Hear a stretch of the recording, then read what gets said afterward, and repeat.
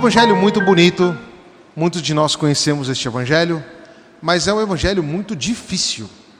Às vezes a gente tem alguns conceitos aqui que não são tão fáceis assim, sobretudo se nós lermos este evangelho com a nossa mentalidade brasileira, o que não é errado, mas nós precisamos aprofundar bem isto aqui. E por que digo da nossa mentalidade brasileira? Dentro da cultura brasileira, nós temos um grande influxo, uma grande influência do romantismo. E às vezes se descreve, e não é errado, a nossa cultura brasileira como uma cultura sentimental. E isto é muito perceptível, isto é visível. Isto é errado? Também não é errado. A questão do sentimento é parte da estrutura humana. E o romantismo, movimento do século XVIII, quando trouxe a questão do sentimento dentro da cultura europeia, que depois veio parar no Brasil, teve só um pequeno problema. Não é que o sentimento deva ser desconsiderado. O erro é quando nós pegamos o sentimento e, a partir do sentimento, nós tomamos as decisões. Aqui é o erro, é uma supervalorização, quase que uma absolutização dos nossos sentimentos. Quando o ser humano não é feito somente de sentimento, nós temos a razão, nós temos a psicologia, nós temos a nossa carne, nós temos a nossa cultura, nós temos a família onde nascemos, temos o sentimento e temos tantas outras realidades que fazem parte de nós. E por isso, aquilo que se espera de uma pessoa é que consiga equilibrar todas as suas realidades para alcançar e viver segundo a verdade. E aí, por que este evangelho pode parecer difícil? Porque a categoria que Jesus utiliza é a categoria de amor, que é a categoria pelo qual o romântico dava a vida. Só que, qual que é o problema do romântico? Mais uma vez, ele dá a vida por um amor sentimental. Enquanto ele sente algo, ele ama. Quando ele não sente mais, ele deixa de lado e está tudo resolvido. E aqui é o problema. Jesus Cristo não nos veio dar um sentimento. Quando ele vai dizer aqui, amai-vos uns aos outros, assim como eu vos amei, não é um sentimento que pega fogo no coração e que, olha, agora, e aí depois amanhã Jesus Cristo não ama mais a gente. Não, não é isso. Calma. Aquilo que Jesus propõe é muito mais profundo e nós vamos tentar desvendar isto agora com a nossa reflexão. A chave de leitura qual é? Primeira frase, Jesus vai dizer, assim como o Pai me amou, eu também vos amei. E a primeira pergunta que alguém poderá fazer neste momento é: como é que o Pai amou Jesus? Ou como o Pai ama Jesus? Aqui vai um pouquinho de cristologia, na verdade um pouquinho de teologia trinitária. Peço perdão se parecer difícil. Se alguém não entender, pode levantar a mão e dizer: padre, eu não entendi nada. Eu vou tentar ser o mais didático possível. Muito bem, todo mundo aqui está de acordo que Deus existe desde a eternidade. Até aqui tudo bem. E Deus existe desde a eternidade como trindade. Nós fomos conhecer o Deus trinitário depois. Mas desde a eternidade, Deus é trindade. Muito bem. O Pai ama o Filho, dando-se completamente ao Filho, sem perder nada daquilo que Ele é. E o Filho ama o Pai, dando-se completamente ao Pai, sem perder aquilo que Ele é. Esta dinâmica de doação é feita e dinamizada pelo Espírito Santo, que é Deus, e desde a eternidade dinamiza esta relação entre o Pai, o Filho e o Espírito Santo que está ali. Então Deus, Pai, sempre se doou ao Filho. Isso aqui que a gente tem que gravar. Ocorre que Jesus Cristo vem cumprir a sua missão. E Ele assume a nossa natureza humana. Assume a nossa carne, a nossa psicologia, o nosso modo de falar. Assume uma cultura.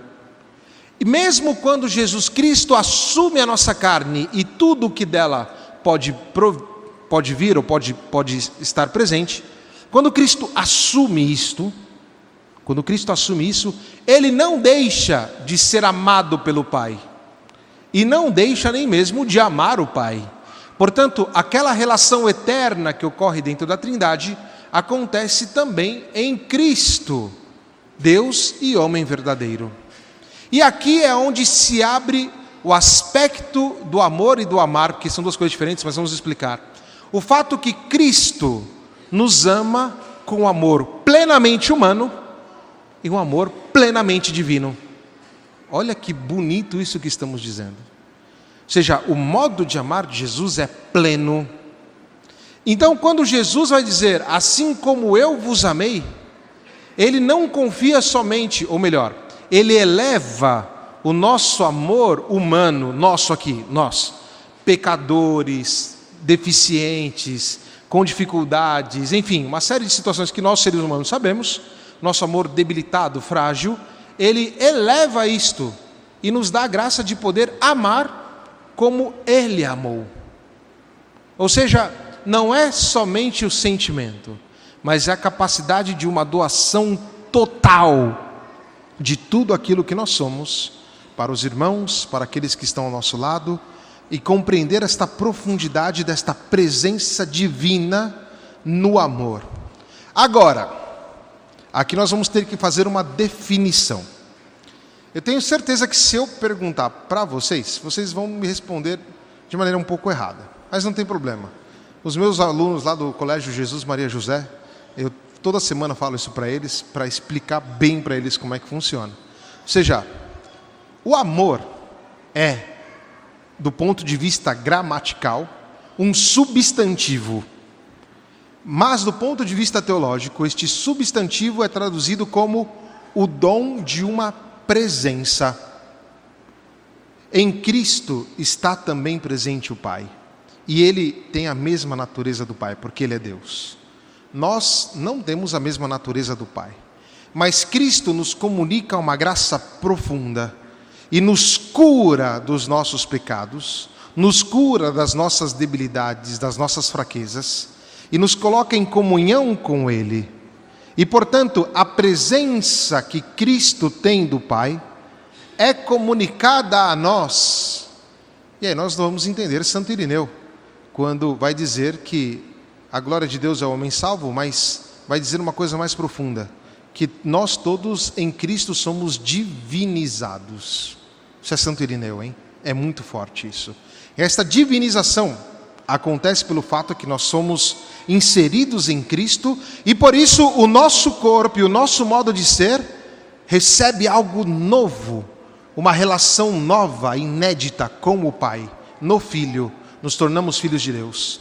Então, nosso modo de amar reconhece que existe uma presença em nós, que é a presença do próprio Deus, que agora nos dá a capacidade de sermos filhos dele, em Cristo. E, portanto, toda a criação que tem, por assim dizer, a possibilidade de compreendermos vestígios de Deus e a sua onipresença, nós percebemos a presença de Deus em nós. E este dom desta presença em nós, pela graça de Cristo e o Espírito Santo, comunicado nos sacramentos, nos dá a possibilidade de amar de maneira nova. E por isso que aquelas aspirações que você tem dentro de você, de justiça, de felicidade, de honestidade, tudo aquilo que é bom que você tem no seu coração, é elevado à máxima potência, porque você já não vai fazer isso de maneira simplesmente humana.